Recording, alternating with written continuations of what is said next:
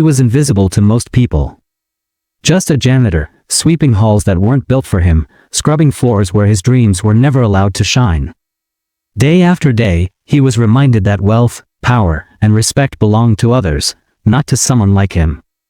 Yet, in silence, he carried more dignity than those who looked down on him. But then, everything changed. Behind closed doors, where status and race were never meant to mix, a secret began that would shake an empire. When his billionaire boss denied him, it wasn't just rejection, it was a denial of his humanity, his worth, his truth. He was erased, dismissed, and silenced. Until one day, the truth could no longer be hidden. Because when the baby's face was seen for the first time, it spoke louder than any voice ever could. This isn't just a story about one man. It's about power, race, betrayal, and the shocking ways truth refuses to stay buried. So the question is, when the world finally sees the face of truth, will it still dare to deny him? He woke up before the sun, like he always did. The city was still asleep when he stepped out of his small, one-bedroom apartment, the kind of place where the walls felt thinner than the life he wished he had. His uniform was neatly pressed, even though it had long since lost its shine. He believed in dignity. If the world saw him only as a janitor, at least he would be a proud one. The bus ride was silent, filled with people who never looked up from their phones, who barely noticed when he climbed aboard.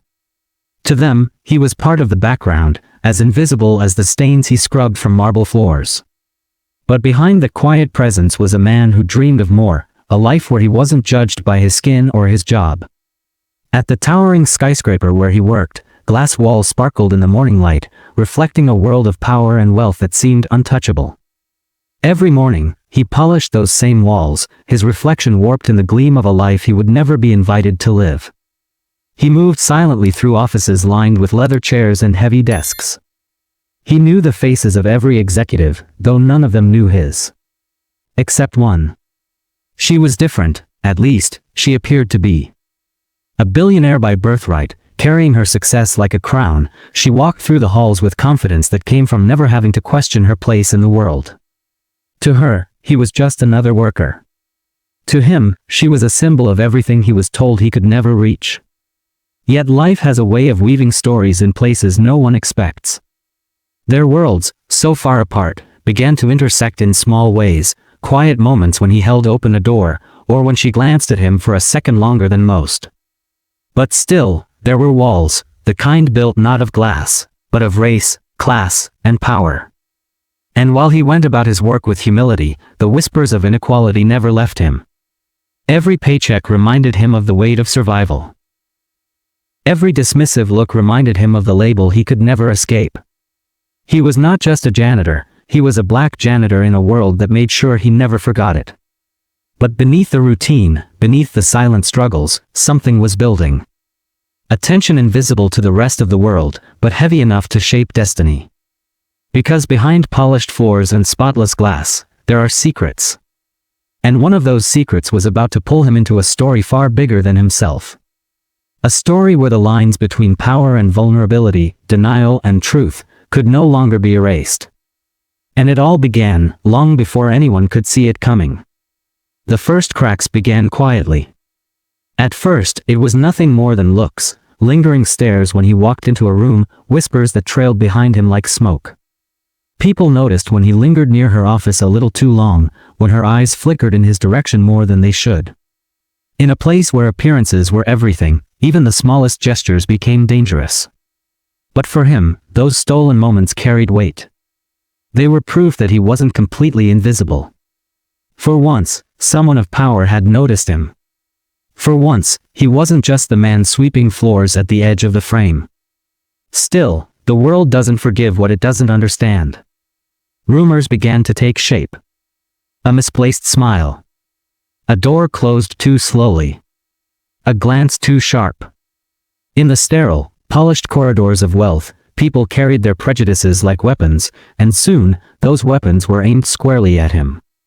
The comments started subtly. Be careful around him. Don't get too close.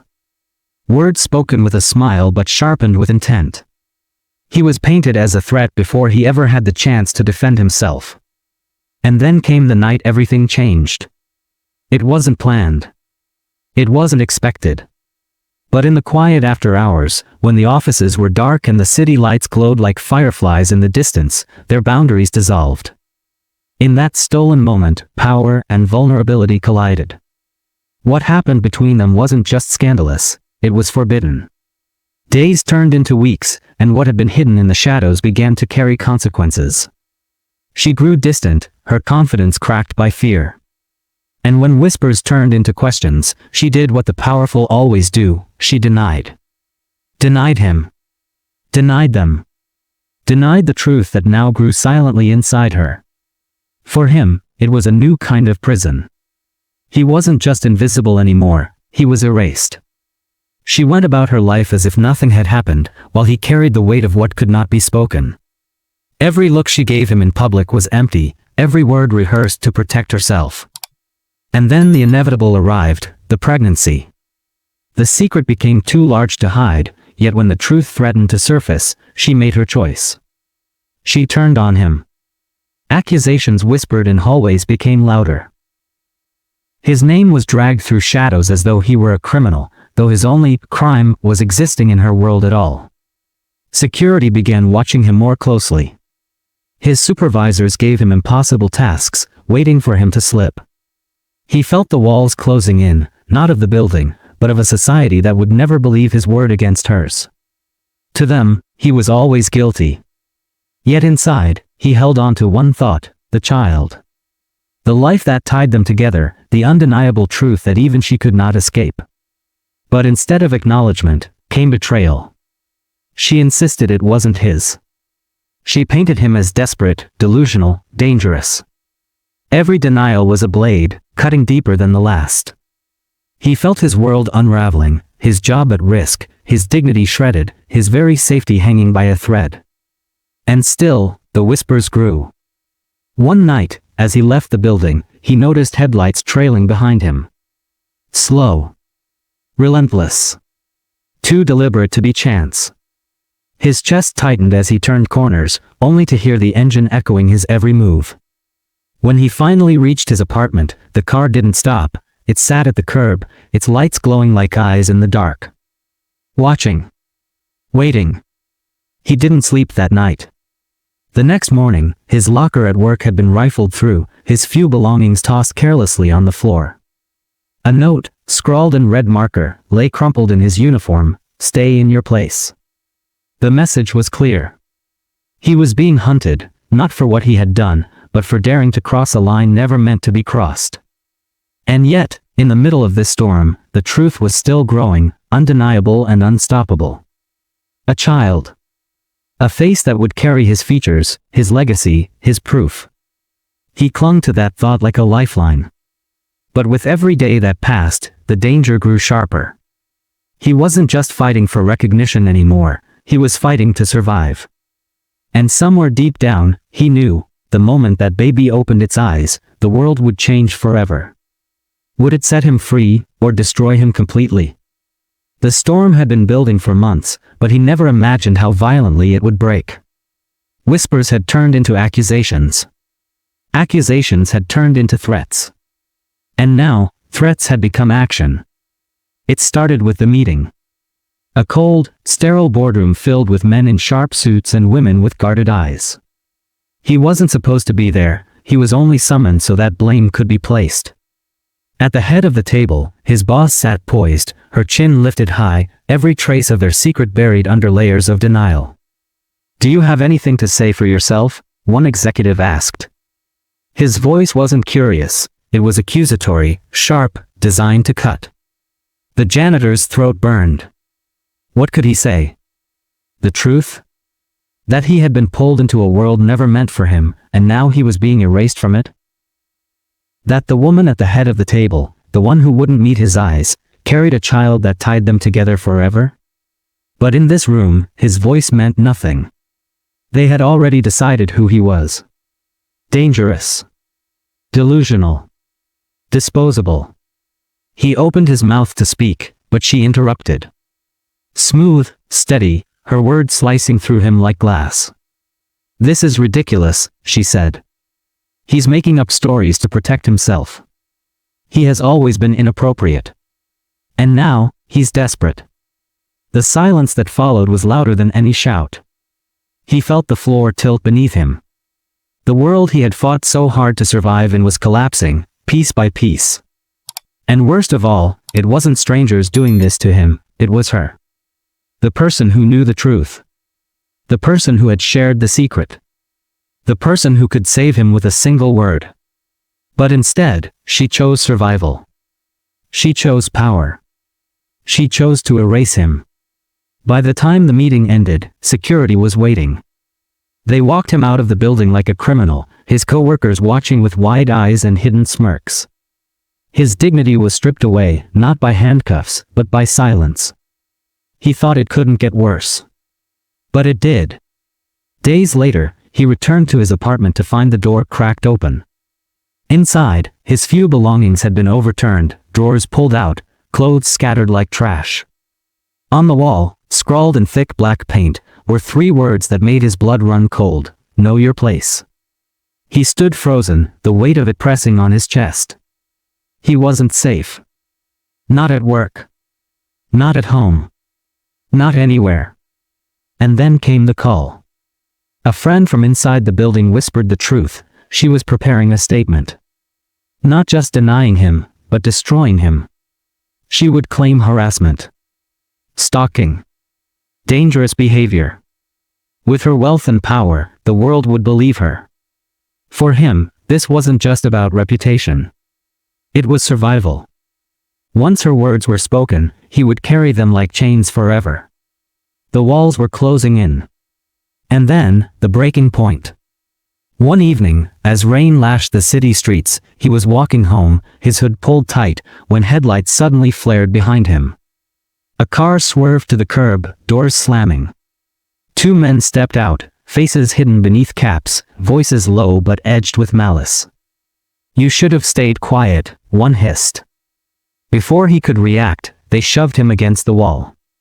Fists rained down, heavy and merciless.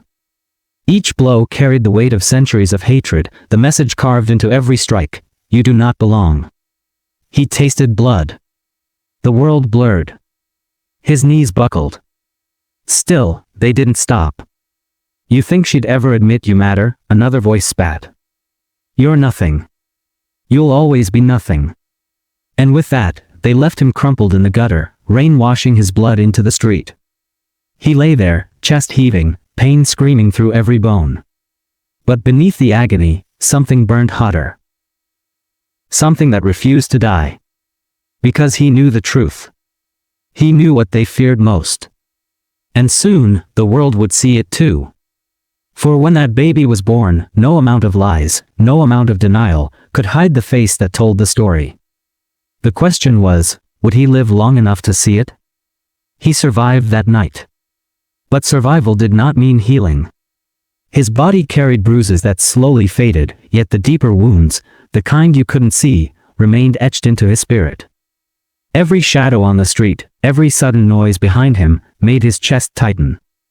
He lived with the constant reminder that in a world built to silence him, his very existence was seen as a threat. But time, as relentless as it is, moved forward. And so did the truth. When the child was born, no amount of denial, no carefully crafted statement, could hide what the world now saw with its own eyes. The baby's face carried features that echoed his own. The truth, once buried beneath lies and power, had surfaced. The silence she built around herself shattered, and with it, the illusion of control. Yet, for him, the revelation was bittersweet. There was no celebration. No justice served. No headlines declaring his innocence. Instead, there was only quiet acknowledgement, too quiet for a world that had already painted him as guilty. The truth was visible, undeniable, yet still, it did not erase the pain of what had been done to him. Because this story was never just about him. It was about how society treats men like him, how wealth and power can bend reality, how race can determine whose voice is heard and whose is ignored. He was not the first to be silenced, and he would not be the last. The child became a living reminder that truth cannot be erased. But even then, the cost was unimaginable. His dignity, his safety, his peace, they had all been stripped away before the world was willing to acknowledge what had always been real. And that is the deeper tragedy. Because for every face that proves a story true, there are countless others whose truths never see the light. For every man like him, beaten and erased, there are communities that carry the same scars, generation after generation. The cycle repeats: denial, erasure, violence, silence. Again and again. But here's what cannot be denied: truth has a way of breaking through. It might take months. It might take years. It might take generations. But when it emerges, it forces us to confront the questions we would rather ignore. Questions like, how many more people must be silenced before we listen? How many more lies must be told before we believe the truth the first time? How many lives must be shattered before we admit that the system itself is broken? His story is not unique. And that is exactly why it matters.